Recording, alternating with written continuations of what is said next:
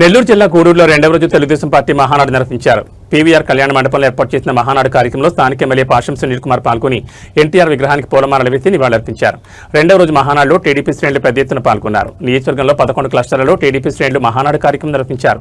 Party కేంద్ర కార్యాలయంలో జరుగుతున్న మహానాడును వర్చువల్ విధానంలో తిలకించారు.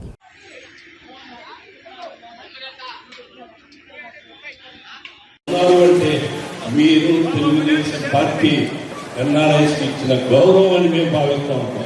అలానే ఈరోజు పెమ్మసాని చంద్రశేఖర్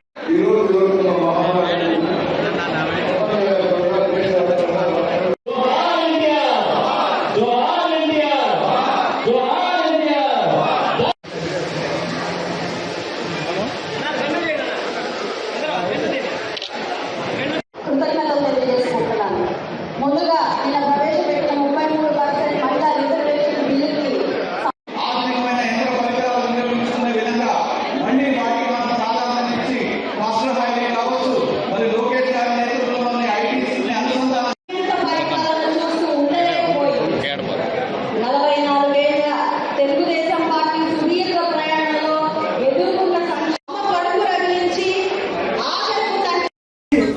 వచ్చింది, లిఫ్ట్ వచ్చింది, నెక్స్ట్ కన్స్ట్రక్షన్ వచ్చింది, బయోటెక్నాలజీ పార్క్ వచ్చింది, హైటెక్ సిటీ వచ్చింది, శిల్పారామం వచ్చింది.